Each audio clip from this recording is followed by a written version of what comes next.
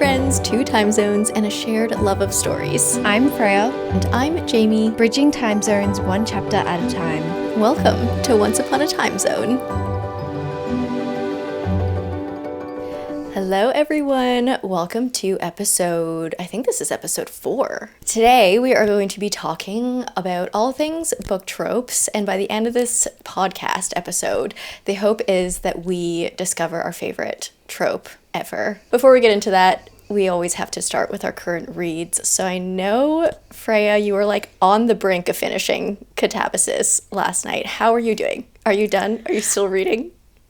I finished it. I could not sleep for a while after finishing it, if that tells you anything, just because like I was running through it in my mind and being like, I don't know, the way it's very much a character study, which was really, really interesting. Yeah, not what I really, to be honest, I didn't know what to expect because as I think we talked about in the past, you see Love Story from R.F. Kuang and you're like, what? Mm-hmm. That's so confusing. And it kind of just gave that the whole time, but in like the best way possible.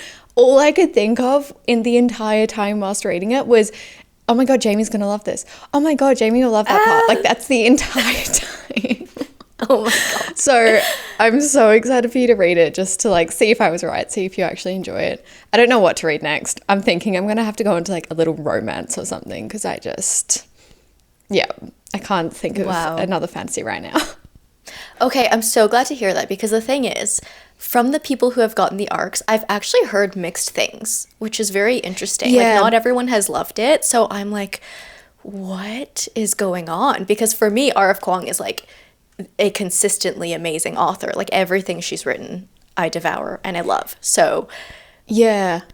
So yeah. I don't think it's a 5-star in saying that. I haven't decided on a rating yet because I can't. Ooh. But yep. It's one of those...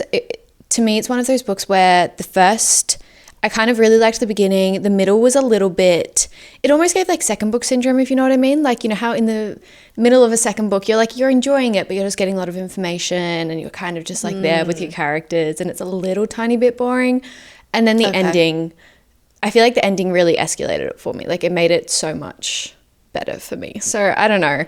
I think it is very much one that people will either really, really love and really connect to, and that's why I liked it because I did really connect to it, or it's just not going to be for some people because I think it's quite different to a lot of her books. Yeah, I mean, they're all very, very drastically different, so you never really know what you're going into, but the fact that you did end up liking it is giving me a lot of hope and happiness. I think you'll like it. I think there's just a lot of elements in it that like they just remind me of you. So yeah, I think you'll enjoy it. I don't think you're going to be like extremely disappointed, even if it's not a 5-star for you. Like, yeah. Okay. Phew. Good. Yeah. What are you currently reading? I actually just started, this one's kind of a random one for me, but I actually started Bridgerton, or it's called The Duke and I. I was waiting for that because it's on your TBR. Yeah. I was waiting for this. This is going to be interesting because I've never read a Bridgerton book. Yeah, but you've watched the show. Yeah. Okay. Yeah. It's interesting so far. I've only read like 70 pages, so I'm just kind of getting into it, but I can already see some really drastic differences between the book and the show, which is really interesting. Wow. Like they feel very different. A lot of the characters are already very different. Like Anthony, for one, I remember really, really hating him in season 1 in the show because he was so annoying. But all of that was made up. Like, that's not even canon. That's not him in the book. He's very, very different. And I like him a lot better in the book so far in the first 70 pages. But yeah, there's a lot of... Did you like him? Did you like him in season 2? Yeah. I mean, I think... Yeah, okay, cool. I think they made him annoying in the show season 1 to give him that arc and growth in season 2 and also to just like act as an obstacle for Daphne at the beginning. It'll be interesting to see what the obstacles are now if he's not like, because he was a pretty big one for their whole relationship. So he was just really annoying. I mean, maybe it gets into that later, but just like in terms of the very beginning, like, you know, when I feel like this isn't a spoiler because it's at the beginning of the show. Like, if you've watched one episode, he's just very, like, he's very forceful but like not agreeable with Daphne in terms of like trying to find her the perfect suitor, guy, husband, whatever you want to call it. He kind of takes on the father role. Yeah, and he's not that role in the book. Like he's just kind of, he actually listens to her, and like it's more her being like, I don't like him, and then he's like, oh yeah, okay, well I'll tell him no then. Where in the show, it was him just being like, oh, he's not good enough for you. He's not good for enough for you, and then he would like force on the guys that she didn't like, but he was like, oh, he's good in society. I don't know. It's really different. That is bizarre. Yeah. Wow. Because I feel like from what I've heard, the first season is the most close, like most similar to the book. Yeah. And then the seasons start to differ. So that's crazy. Yeah. It's already so different. So just, yeah, thinking of how like even more different the future books will be. I don't know. I guess I'll find out when I get there. Yeah. Well, I mean, have fun. And at least it'll be a fun read.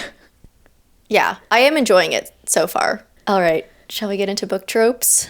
Yeah. Should we explain how we're going to do this? Because we kind of thought of a few ways for our listeners, especially because obviously if you're watching, it's a little bit of a different experience. But for all our podcast listeners, we kind of decided to do this or that fantasy tropes and romance tropes. So, for example, we'll get two different tropes and we'll choose one, and the winner will go on to the next round and verse another trope. So it should be fun. It should be pretty easy to follow. We can just talk about some of our favorite tropes, and hopefully by the end we'll have one that wins overall. And we're going to kind of do it in two genres. We've got a whole fantasy genre, and then we've got like just romance tropes that I feel like are present in fantasy books as well, obviously. But you know, yeah. And as we go on, you'll catch on. It's not as difficult it's not as too hard. we think it's being right now. We're going to start with fantasy tropes first. So our first matchup is Found Family versus Chosen One. Okay. I mean, I think this one's pretty obvious for me. Yeah, same for me. I'm very worried because this is one of my all-time favorite tropes, and obviously that's Found Family. I'm very worried that's just going to like outdo everything on this list because it's going to take a good trope to overcome that one. It's a strong contender to start with. I don't think I've ever met a Found Family that I've disliked.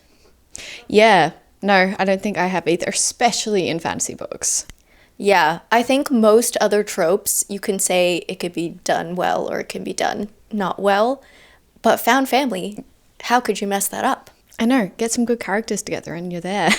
I wonder why that is. Like compared to like a love interest, let's say, you can really mess up a love interest, but you can't really mess up a Found Family. It's almost maybe because there's not as much kind of time put into the Found Family. Like there's more time put into the individual characters and then how they interact together and how like, you know, they'll always have each other's back or whatever. But I guess there's not as many like aspects to it because like in a romance trope, there's the little nicknames, there's how they treat her, like everything like that. It really influences it. But I think Found Family, if you've got a good group of characters, that's kind of all you need in a good setting, I guess, as well. Yeah, I think also maybe it's because Found Family tends to happen more in the background and it sort of sneaks up on you. Yeah. Where like romantic things are generally more pushed to the forefront, and then Found Family just kind of happens, and then like halfway through the book you're like, oh, I love this Found Family, but you didn't realize that it was happening until it clicks. Yeah, no, definitely. And even like it sometimes doesn't even happen until a few books into the series as well, which I mean, I also love. Yeah. That's true. So is that the winner for you as well? Yeah, that's the winner for me. But in terms of Chosen One, I think Chosen One gets a bad rep lately, but I'm going to be honest. I love a good Chosen One story. I think it's because it feels nostalgic. Like it's what I grew up with. Yeah. That, like, if he or she or they is the chosen one, then they're the chosen one. If they're prophesized, if they're, they're just the main character. That's how books work. I think the only reason I don't always love it is that it can kind of get really repetitive. Like when you've read this whole book and there's been these like crazy trials and tribulations and everything like that, and then they're like, oh, it's because you're the chosen one. And there was nothing leading up to that point. Like sometimes there's little Easter eggs and that makes more sense, but when it's kind of almost like a way out or just a simple way to explain the plot, that's when I'll be like, oh really, like could have picked something different. But most of the time, I'd say like 80% of the time, I do really enjoy it. Same, because it feels really reminiscent and everything. Yeah, no, I love it a lot. But Found Family has to be the winner for round 1. 100%. So we're both carrying Found Family forward, and our next trope to pair up with it is the secret royal or the secret heir. I do love this trope, to be honest. Again, it can be overdone, I think, but when it's done well, I do have a very good time with it. I was going to ask what's your favorite secret royal, but I feel like I can't ask you that. Yeah, that would spoil probably many things. Spoiler. But yeah, I love this moment, this reveal moment, if it's built up well and it's like, I've had this magical secret royal blood all along. I even like it better when the character doesn't even know. Like when they don't know that they're a secret heir. That's even better for me. Because then you're in the dark with the character as well. And then you're like, oh, okay, at least everyone didn't see it coming. I think it could be done poorly when they find out and then all of a sudden, like let's say their secret royal blood is tied with magical powers, then all of a sudden they become like an expert because they're the secret heir. And it's just like now that they've discovered it, they all of a sudden master their magic. And it's like, but it's not that easy. You still have to train. Or just know exactly what to do for their kingdom, like politics-wise or something like that. It's like, yeah. Wish that's how it worked. Yeah, you have to see the secret royal like suffer a little bit for it to be done well. Yeah, I think so. They have to have a hard time. So is Found Family beating Secret Royal or? Yeah, Found Family is moving forward. I will say though, okay, Found Family versus Trials. Or I guess any like game element. Okay, this is a hard one. I do love Trials. Like every time, that's the one trope I will see on the back of a book and be like, yep, okay, I'm going to read that. Like it can be competition, it can be trials, it can be tournament, anything with a game element, I will immediately put on my TBR. I can't help it. Yeah, it's one of those, to be honest, I never ever get sick of it. And I will appreciate if trials have a unique twist. For example, like the trials in Phantasma by Kaylee Smith. I think those are really unique trials, and I like how they were all really suited to their themes and really, really creative, truly. But 100%. Even if we have like an old regular schmegular trial with, I don't know, just combat or very generic skills, I still have fun reading them. Yeah, I think it makes the stakes that much higher, and it makes you that much more addicted to it, to be honest. I don't think I've read a trials that I haven't enjoyed. Like, yes, as you said, they might not be that unique, and for that reason I might be like, oh, like, you know, it's fine, but I always enjoy them. I'll always just keep continuing reading. Yeah, like even if it's not a 5-star book, it's still so fun to read about these trials. I don't know why. Okay, but does it beat Found Family? I don't know. I feel like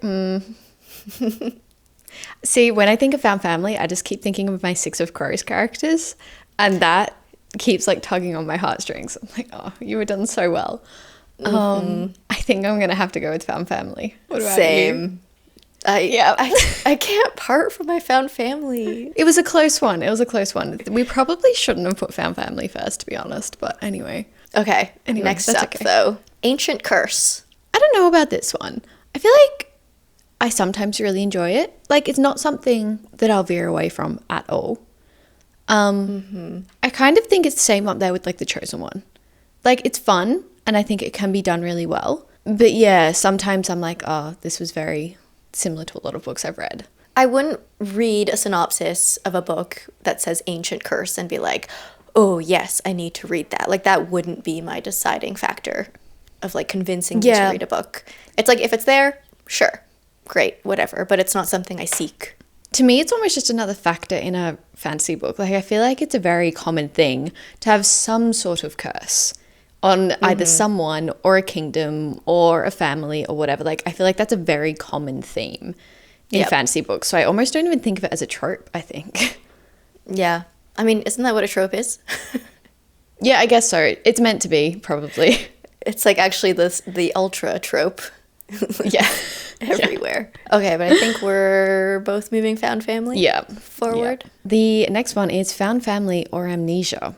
Okay. Here's the thing. I think I've said this in an episode before, but I literally love when a character forgets things. I Really love it. Yes, I actually don't did know in why. the quiz. I did. I love when a character forgets. I love it. Oh my gosh, I think it makes me really mad. I'm like, no, I get so irritated. I'm like, are you kidding me? I do too, but when they remember, kind of in a good way. Yeah. it's such a good moment. And so I just love this trope so much. I'm sure there's one series in particular that you're thinking of as well. And oh my gosh, when that happened. There's multiple. There's multiple Yeah, right now. Going, and you know. You know. It's a different, it's a kind of painful idea. Like, it's so painful, but also you can't keep reading when it happens because you're like, I need to see this, like, concluded. This can't be the end. Yeah, it makes the book so good because it makes you so invested. Like, once the character does not remember things, you become more invested into the story. Yeah. And seeing if they remember Bonus or seeing points. how they find their way back. Bonus points if it's at the end of the book and it's a continuation into a series.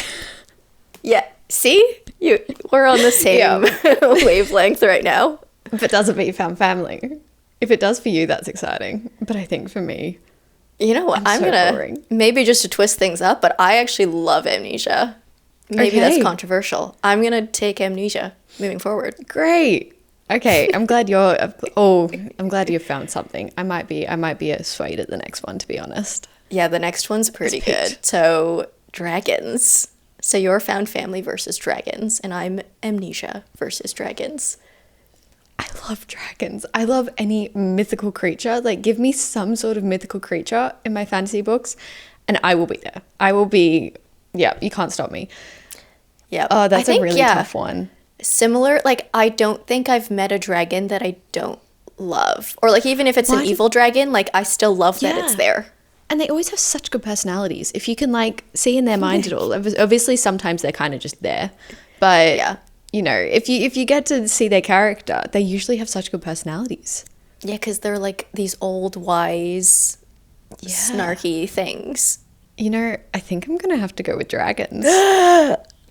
I know. Wow. I kind of didn't even think of it as a trope, but like Found I family love has my been- mythical creatures. I I think it is was- just also very like reminiscent for me. Like a lot of the fantasy books I read when I was younger, as soon as they had any kind of mythical creature, I would be instantly more invested. And I just don't read that many fantasy books with mythical creatures anymore. And it makes me so sad. I just can't find them. Well, I'm going to read, and you should read with me, The Phoenix Keeper by S.A. McLean. That looks fun. And then I also got sent one called Of Flame and Fury, and that's about Phoenix racing. Is it the year of the Phoenix for us? Yeah, it could be. Maybe. Like, I'm to be making it. honest, that's a fun mythical creature as well. I haven't read too much about phoenixes. Yeah. My brother's name is Phoenix Oh, really? as well. That's a Yeah. cool name.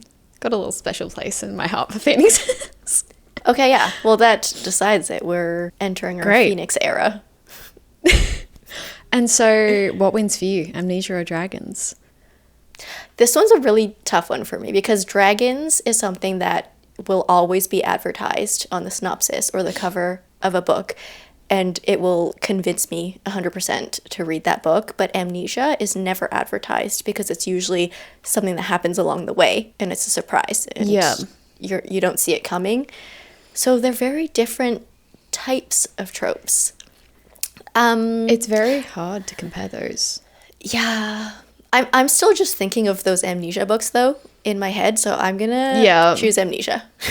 Yep. Okay, cool. The next one is, for me, dragons versus hero loses powers, or you, amnesia versus heroes loses powers. I don't like it when a hero Yeah, loses I was about to powers. say, I don't usually enjoy this. I think I've read one or two books where, again, I'm not going to say what they are because obviously that's pretty big spoiler. But I've read 1 or 2 books where I haven't minded it, but I still haven't loved it. Yeah, it's not something that I would be reading a book and being like, oh, I hope this hero loses their powers. Yeah, exactly. It's never the ideal situation. And I do tend to love a bittersweet ending or like a tragically beautiful ending where things don't like 100% conclude happily ever after. But I don't like the hero loses powers thing. I just wish they would keep them. Yeah, it just makes me a bit sad.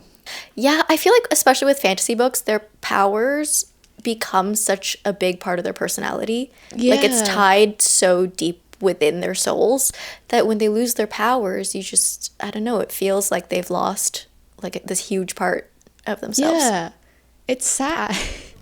Yeah. And sometimes it's like, I know the character like sometimes wants to lose their powers because with great power Yeah. comes responsibility, as they say. But And I was going to say, there's, I'm thinking of not a book right now, but it's like a few times when the hero loses a power and it means that they can go to live an ordinary life and be with the one they loved and like that's what they wanted. That's, I think, the only time that I'm like, yeah, okay, like I'm happy for you because they wanted it. They wanted to be ordinary again. But yeah, when it's a big part of them, as you say, that makes it too sad for me. this one's not for me. I'm picking Amnesia. I'm going with dragons. Okay. The next one is a bit of a painful one, but it is friend betrayal. I love and I hate this trope. Yeah, it's kind of similar to Amnesia, I guess. It's like one of those tropes that you hate, but you also love at the same time. Like it causes great excitement. It's, yeah, some of the best plot twists I've read are based around this trope. And yeah, for that, I kind of love it, but it also, yeah, it makes me so mad. I don't know. What about you? I think Amnesia and friend betrayal are kind of similar in a way that they're both used to create conflict in a plot, and I would prefer Amnesia. So I'm gonna pick Amnesia. I'm sticking with it. I'm going to stick with dragons just because friend betrayal does make me, I think like I would be more inclined to go with Amnesia over friend betrayal if I was in, if I had to choose between one of those plot twisty tropes, just because friend betrayal just makes me so sad. I'm like, I really feel for the character. And to be honest, sometimes it makes for a really good second or third book, but yeah, it's a bit of a hit or a miss, I think. I would never want it. I would never ask for it. Okay, so carrying the original 2, well, not original, our last 2. Amnesia for you versus Shadow Daddy or Dragons versus Shadow Daddy? So this one's definitely more of a romantasy trope. But I wouldn't put it in the romance category, to be honest, because obvious reasons. I see there are shadow daddies. Can't even say that with a straight face. I know. I do love some shadows, okay? But I think a lot of, I guess, the more copy-paste romantasies with all of the copy-paste shadow daddies have kind of ruined this trope for me. I just wish to see something else. Like there are a lot of different elements or powers that you could put on your daddy. That sounds so weird. I agree. I have never been one to kind of, gravitate towards this trope. I don't know. They just sometimes intimidate me as a reader. And I'm like, you know what? If I was the protagonist, I'd probably run the other way, if I'm going to be completely honest. Yeah. Like realistically, I probably wouldn't accept this into my life.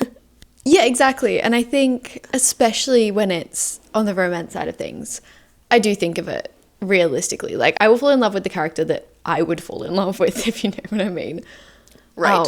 So yeah, usually this one doesn't do it for me. I have read 1 or 2, but yeah, I think you're right. There is very much a copy-paste situation going on there. We need some unique shadow daddies.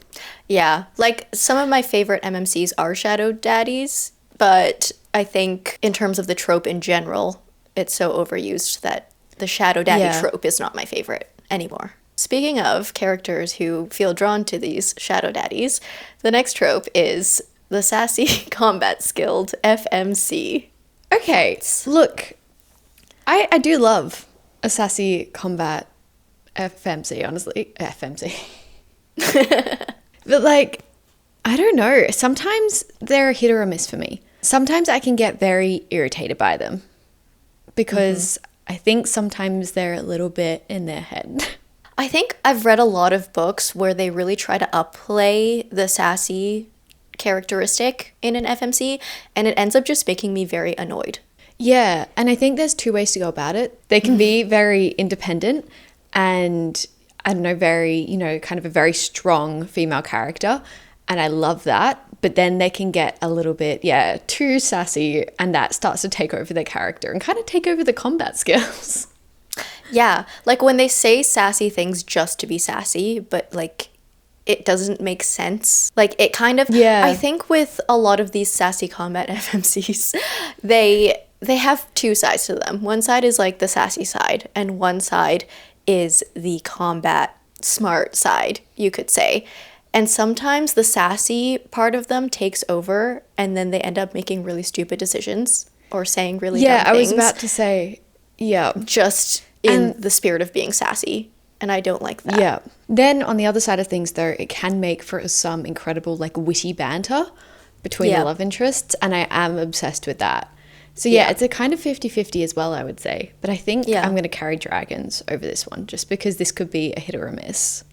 Yeah, I'm carrying amnesia forward. Wow. I did not know going into this that amnesia was going to be, like, my ultimate trope. But here we are. Okay, I have a feeling this one might test you. So, amnesia or a heist? And for me, dragons are a heist. Heists are so much fun. Right? They're so much fun. I'm obsessed with the heist. Oh, yeah, because you get the planning of it. You get the intense the carrying out of it. Yeah, the tension. And then I love in books like Six of Crows, let's say, for example, where you don't know what's going on. Like, you don't see all the pieces, but you see, like, little bits of the planning, and then you see, like, kind of little parts of what's going on, and then only at the end you, like, realize what the plan was, like, what the overall heist was. I love that. Yeah. Yeah, no, 100%. And, like, when you have multiple POVs as well, I think that just adds to that element. Of when you're just, you know, and then they also have the option to, like, if you're in mid-heist, leave it with that POV and go to someone else who's in a completely different situation. And then you're just dying to get back. And I do love a heist. I really do. And the more I think of it. Yeah. I think and Five Broken Blades does this really well too, actually. With that moment where you're, like, on the cliff with one character and then it's like, okay, jump to another one. And actually in those books, like, by the end of it, in, like, the really dramatic moments, each chapter, I swear, is, like, half a page. And you're like, one POV, and then the next POV, and the next one. And it's so exciting. I think I'm going to have to go with heist over dragons. I love a heist. I feel like they're so rarely done bad as well. There's not a lot of heist books where it hasn't been done well. That's true. What about you? This one's so hard. I'm sticking with my amnesia. I'm sticking with my amnesia. Okay. I'm feeling it. This is really, like, very, telling about you. Yeah, who knew? Maybe I forgot. Good one. Thanks. I'm feeling silly today. It's a Friday. Yeah. Okay. Our next one. So you are moving forward with heist versus resurrection. No. I don't know. Yeah, I feel like half the time I'm not obsessed with this. Usually it can make me a little bit cross as well. Yeah, I think more often than not, it would make me quite mad at the plot and the characters than anything. Yeah, I mean, I'm not gonna lie. There are some books where some characters get resurrected, and I'm like, oh my gosh, thank God, because I was so sad. Yeah. But I feel like it does cheapen the plot and cheapen the book when it happens, because then the stakes are not real stakes anymore. Like, everything feels more made up and easy.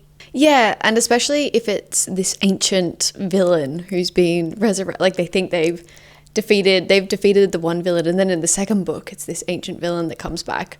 It kind of that just kind of feels like you're trying to continue the story when there was no continuation.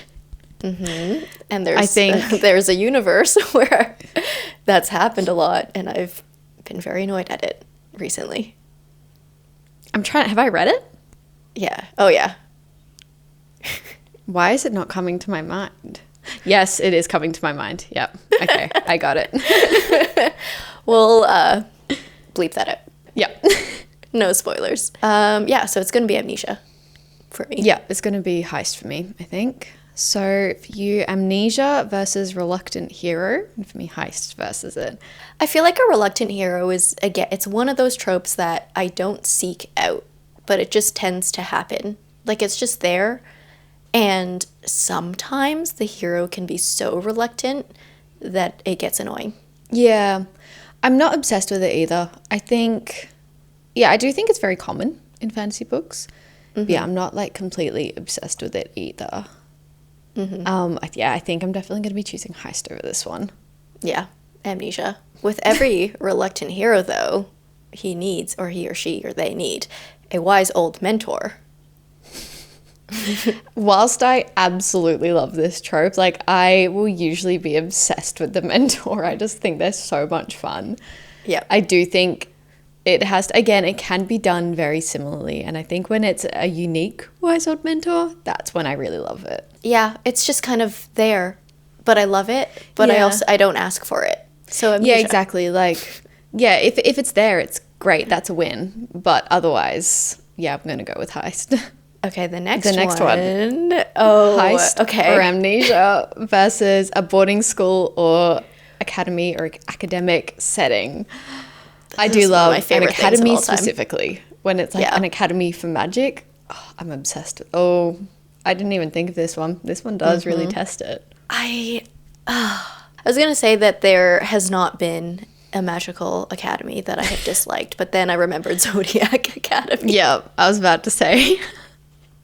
I was going to be like, I love all magic schools, but no, there is at least one, that one that I disliked. To be honest, I feel like the academy part of Zodiac Academy was the part I actually enjoyed the most. Like, Yeah. it was mainly the characters that I didn't like in Zodiac Academy, but I feel like the actual academy setting wasn't too bad. That's true. Yeah. I mean, Fae book, that was a little bit annoying, but you know. Oh, yeah. I forgot that. Yeah. I blocked that out of my head. I was like, Fable? Yeah, that was- I was like, oh, Fable. Yeah. That was a big part in the book when I was reading it where I was like, oh, okay. I love an academy, though, and I can't I let know some of, like, Zodiac Academy favorite ruin books of that all for time. me. I'm going to choose Academy. Okay. You know what? I think I'm actually going to go with Heist. Ooh. I think just the tension and, like, again, I will always read. It's kind of the same with Trials. I will always read an academy setting. That's something that I'll always love. But I feel like Heist gives me the best plot lines. So, yeah, I'm going to go with Heist for that reason. But I do love a boarding school setting. That's so much fun. You could have a heist in an Yeah. academy setting. Oh, that's like my dream book right there. Okay, I can't believe I've finally kicked out Amnesia Yeah. after like 10 rounds. The next Our one. last one for this category is unreliable narrators. This can be really fun. To be honest, I haven't experienced it too much in fantasy books. A lot in thriller, but not a lot in fantasy. Only a few. So yeah, I'm kind of on the... What about you? I'm kind of on the edge about this one. Yeah, I think I'm the same way. It doesn't make or break a book for me. Like, I Yeah. don't think it's anything that I, like, notice very deeply. Like, it's not something I care for very Yeah. deeply. It's like, it can just be there, and I acknowledge it, but it doesn't, like, it wouldn't make it into my review of a book, let's say. Yeah. I think sometimes it does have the potential to just create an insane plot twist when you don't see it coming at all. Like, there are moments Yeah. when I've just, like, gasped and been like, what was I just reading? So I think it can be done really well, but I think it's hard to do really well. Yeah. It can be a tricky one. So I guess my winner for fantasy trope is academic setting. I think that's a good winner. Mine is Heist. And we both had Makes quite fun ones. Like, Yeah. Moving on to romance tropes now. So we're going to start from the base again. We'll put our fantasy ones aside for now. We'll come back to them later. we'll remember them in our heads. And we're going to start with romance tropes. There are a lot. So we'll have to We'll work our way through these. The first one, enemies to lovers versus friends to lovers. Okay, if you asked me this last year, I would say enemies to lovers. But if you ask me this now, I would go with friends to lovers.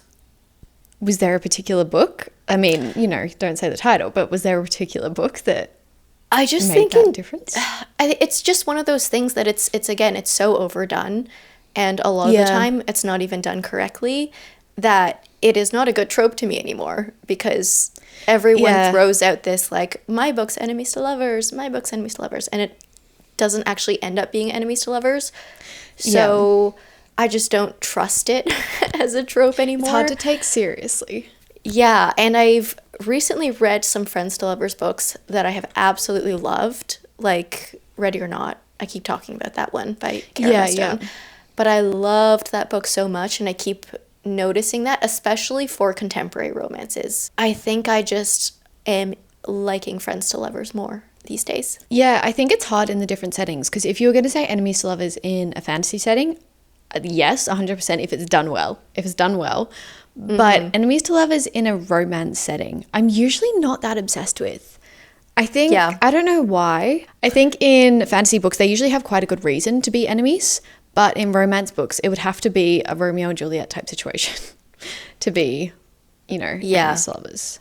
Like, how are you actually enemies with anyone? Like, in real life, in the modern day world. I don't think I have a single enemy, like a true enemy.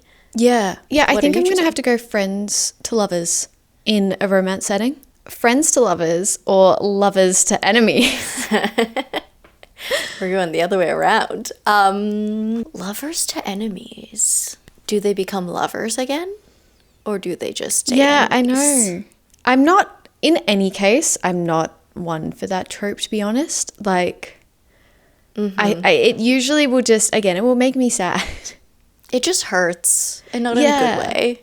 Yeah. I don't know if I'm into that one. So I think friends to lovers. Yeah, I think we're going to stick with friends to lovers as well. Yeah, we'll both bring that one forward. I think that one just is really hard to do well. I haven't really read a book that I'm obsessed with it. Oh, and same with this next trope. So friends to lovers or a love triangle. Okay, I know there are love triangle haters out there.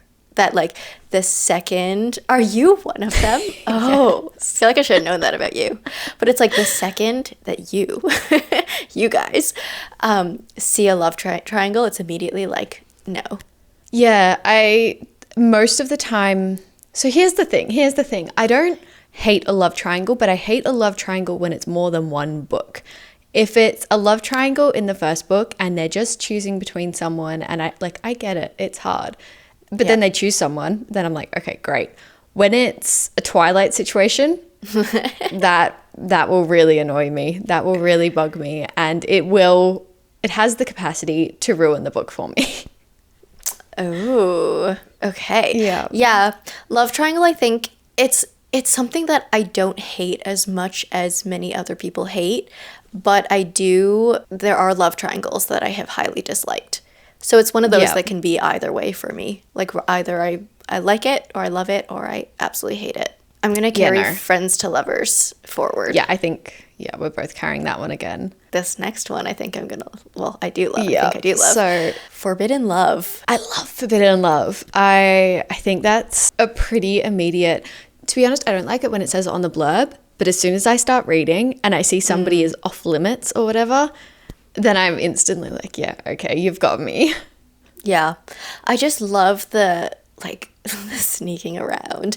And I love how with Forbidden Love, you have to be really creative with it to establish the moments between the characters. And a lot of it, I think, is more subtle, like little finger brushes. Like as you're walking past, you kind of oops. Little small things like that. It's what you want with enemies to lovers. Yes, exactly. I do love Forbidden Love. And I think usually also the third act breakup makes sense when it's Forbidden Love. Yeah. Where there is so often that third act breakup does not make sense. Mm-hmm. I think I'm going to choose Forbidden Love for sure. Yeah, so. Our next one is actually a trope that we've talked about a couple times already on this podcast, and it is insta-love. So we both have Forbidden Love versus insta-love. I think insta love, yeah, as we've unpacked this a lot in the past few episodes, but I think it can be done really well. And if it's done really well, I will enjoy it. But I think more often than not, I'm going to be gravitating towards forbidden love, if I'm going to be honest. Insta love can be so bad.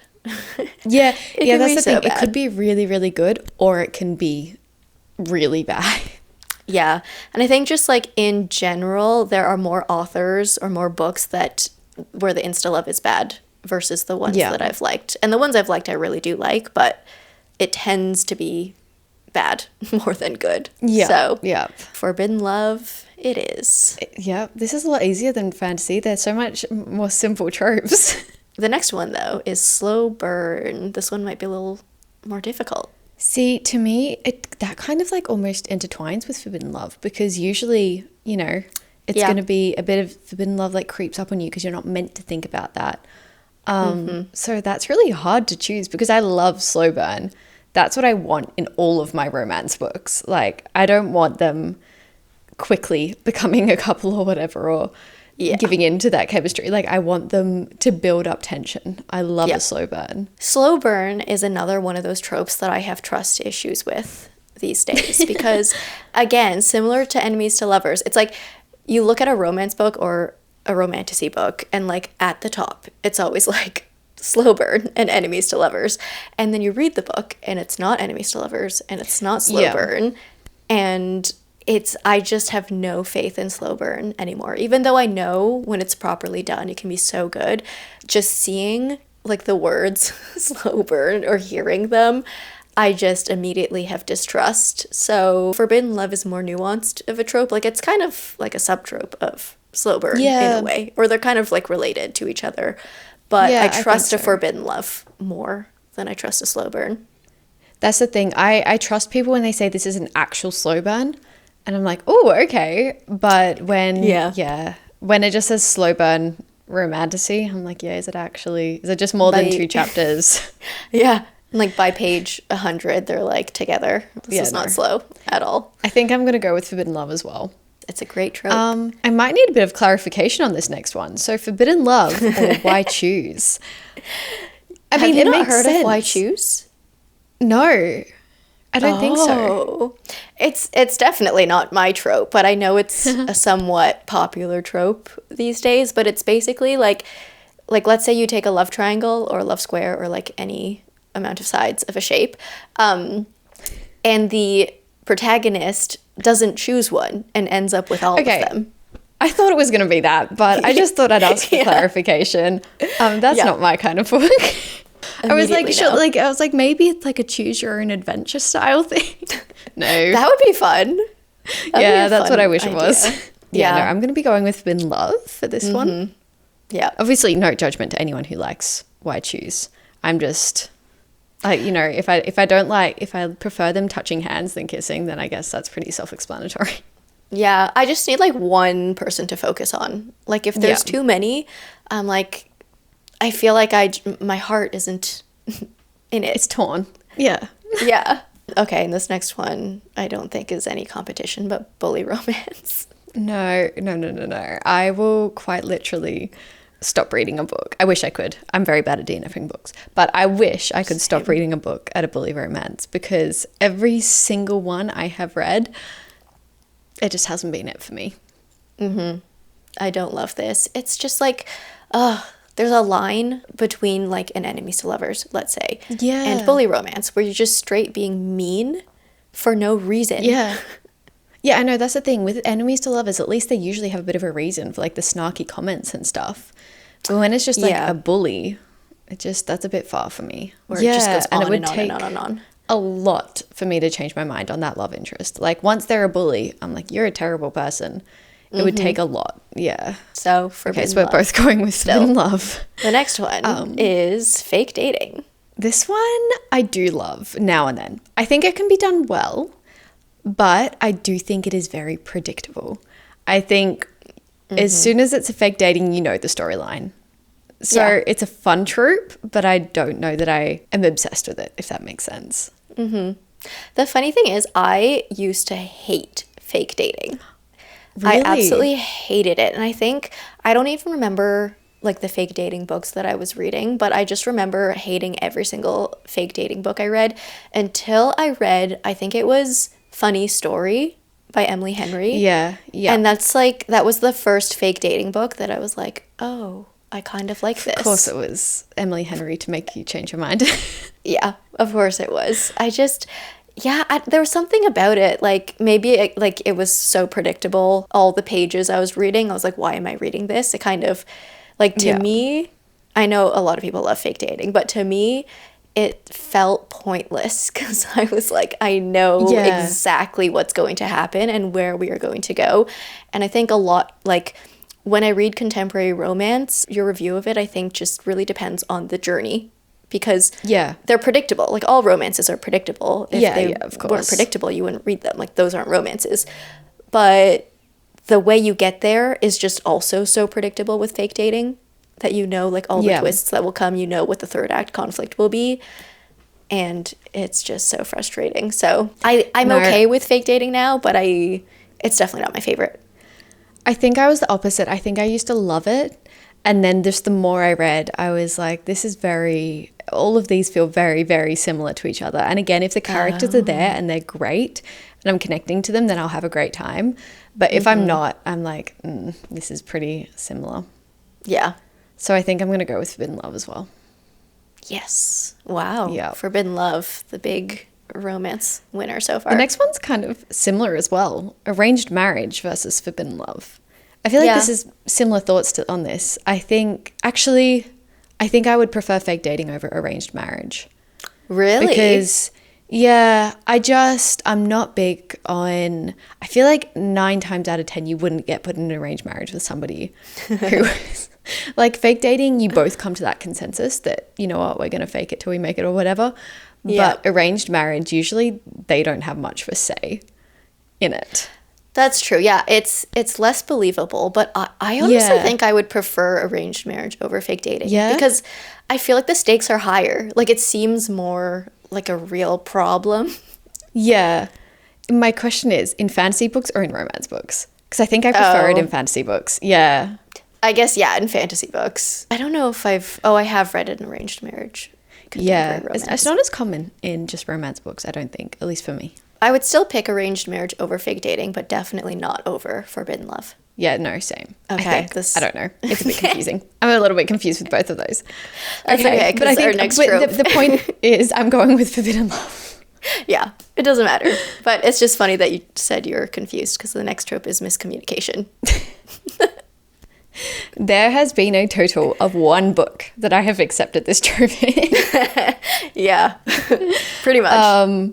Yeah, I don't like this trope. This trope will make me really angry at both the characters and the book. Yeah.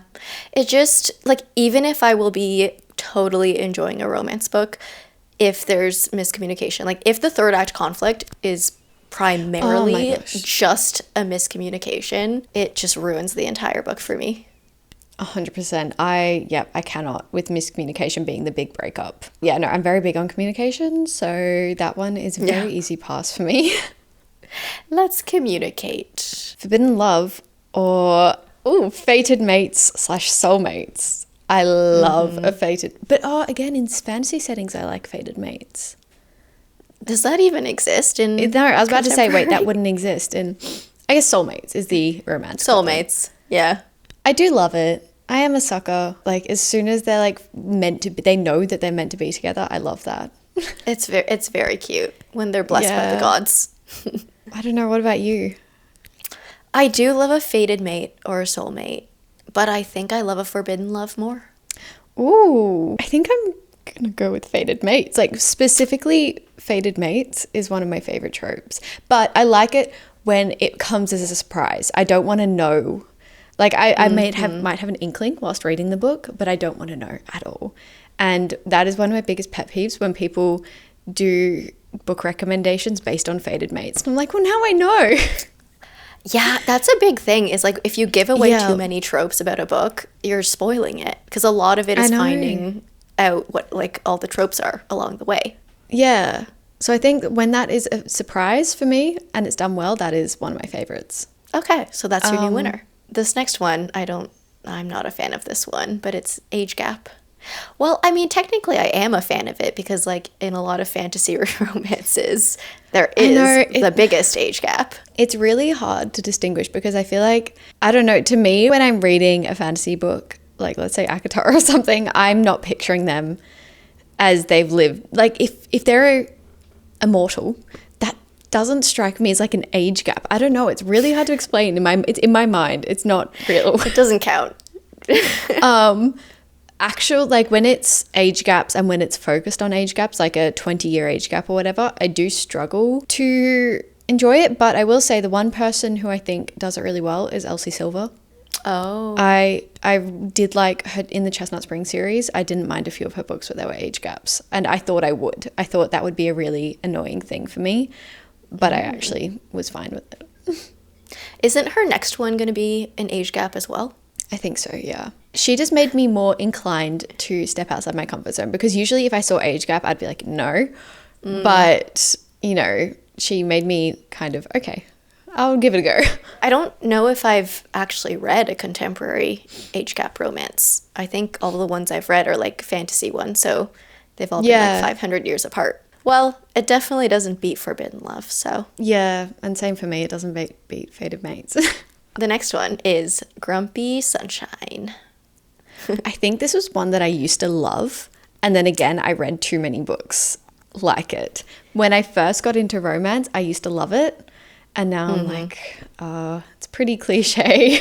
Do you prefer the male to be grumpy or the female to be grumpy? To be honest, I don't usually see. I love a grumpy male protagonist, but also when the guy is the sunshine, I feel like that adds a little bit. To be honest, I'd be more inclined to read that because I haven't read as many like that, if that makes sense. Yeah. Yeah. What about you?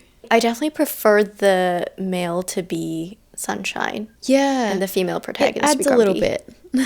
Yeah. I don't know what it is, but a lot of sunshine female protagonists bug me. Like, they're annoying to me. And I don't know what that says about me, but... I think, they can be too sunshiny sometimes. I'm like, what? Why? Why are you acting this way? Yeah.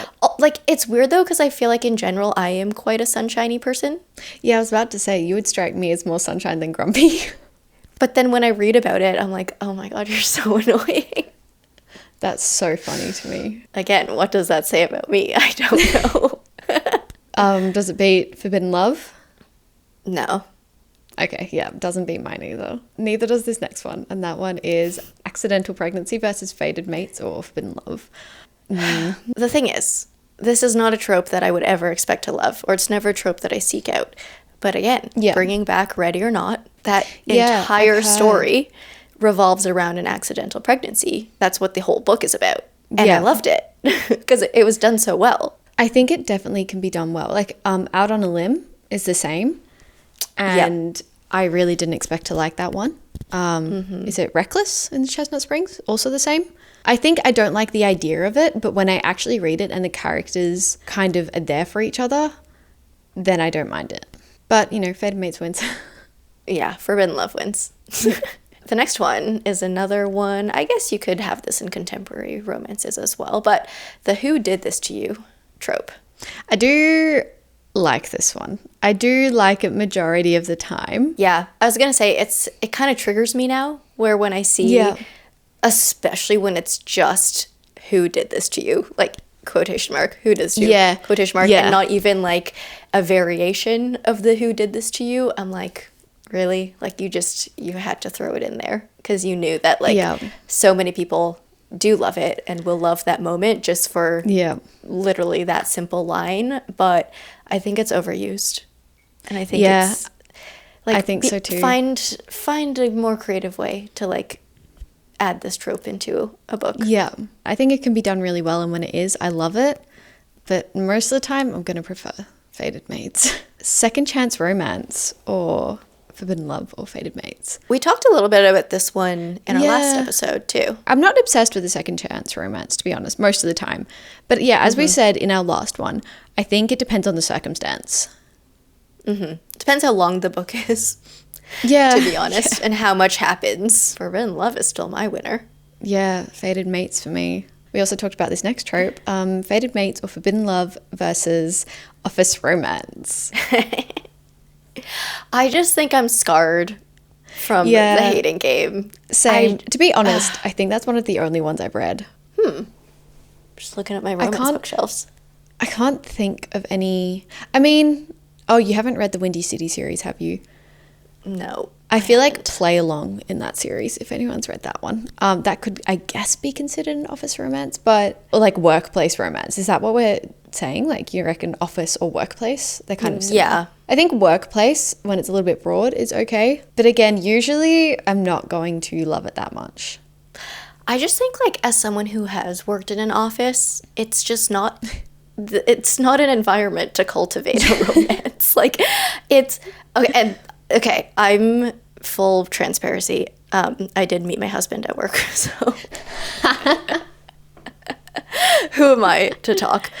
But it's not a romantic environment. I am an anomaly. That's so funny. I see what you're saying. I am an office romance, but I hate the trope. Fair enough. Let's just say that the hating game ruined it for us. Yeah.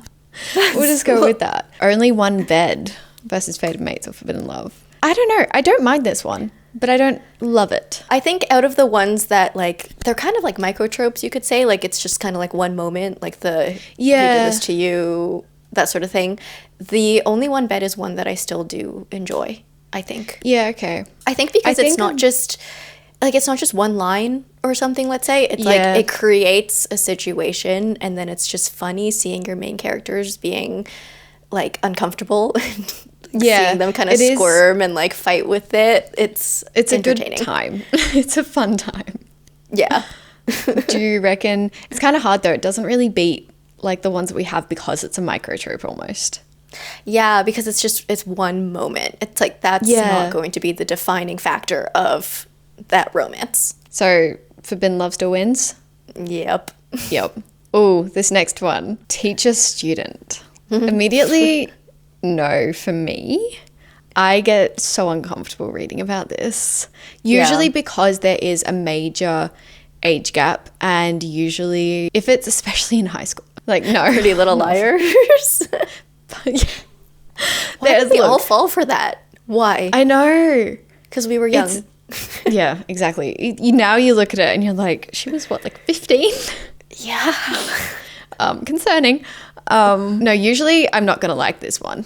I think the only situation I would like it, I think, is if they started as equals, and then once, like, after they got together, they got into a situation where one of them became the teacher and one became a student, and maybe that even became the conflict between them, but they didn't start out with that, like, power and balance. Yeah, 100%. I think that's well explained. And I think it also depends on the setting, like, similar to that. If it's at, you know, even just a university or college setting compared to a high school setting, that's immediately different.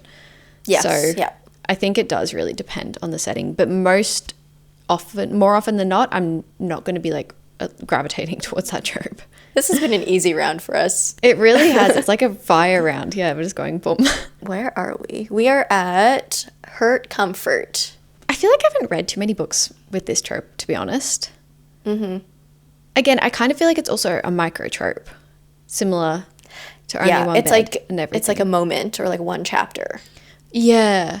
And, like, it does, I think it can give you a lot of insight into the characters and, like, give you a bit of a soft spot for them.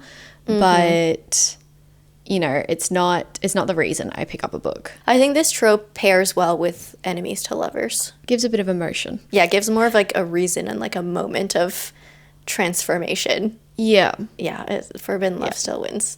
Go on. The next one is Forbidden Love or Fated Mates versus cheating. I feel like this is pretty obvious. I feel like we don't have to dwell on this one. I feel like there's one series where I don't even like it. I can accept it. And I feel like if you've read the series, you know what I'm talking about.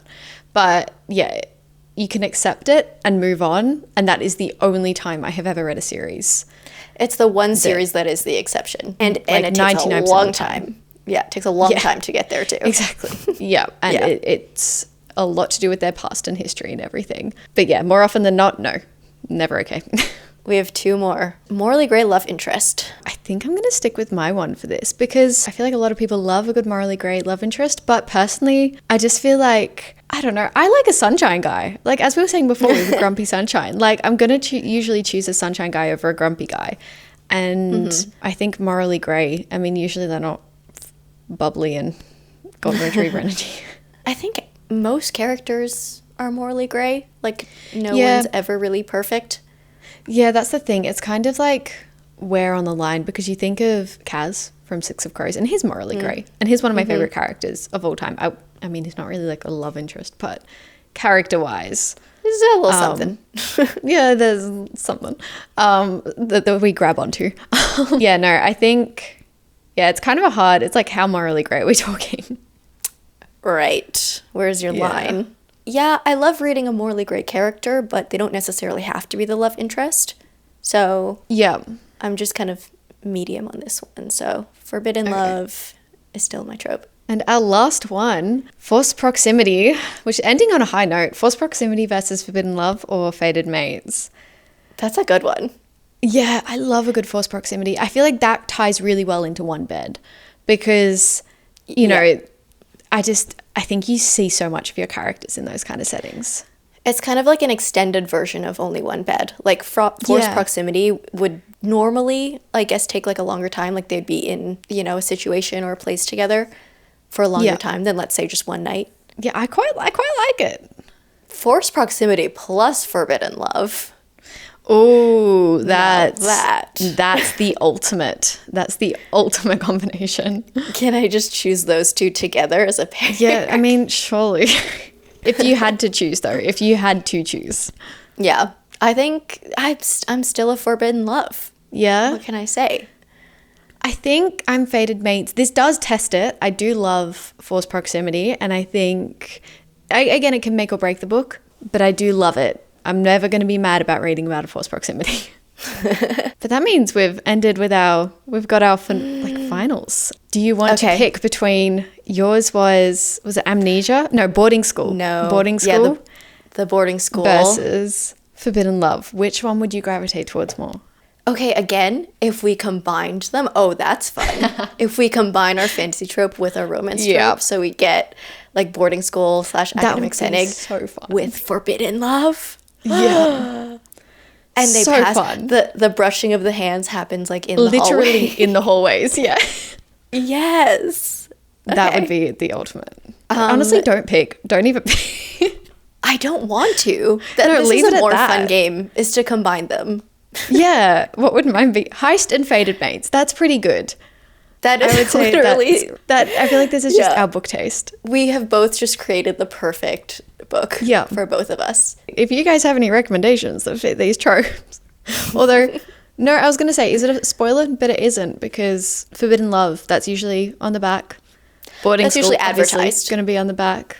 Yeah. And then same with Heist. Same with, Fated Mates is kind of a spoiler, isn't it? That's literally what I just said before. Yeah. Just fully thrown out my models. So don't give Freya any recommendations. So you can give me Heist recommendations. Go ahead with the Heist recommendations. Yeah, but do not spoil the fated mates. You can spoil the Forbidden Love or the Boarding School for me, though, because those aren't spoilers. Yeah. Okay, yeah, so we found our favorite tropes. If you have been playing along with us, let us know what you ended up with. Maybe we can all find recommendations for each other without spoiling somehow. If you're still here listening, thank you for listening wherever you are in the world or whatever time zone you're in. Until next time, stay comfy and keep reading. Don't forget to subscribe and follow us on socials for more bookish content. We will see you very soon. Bye.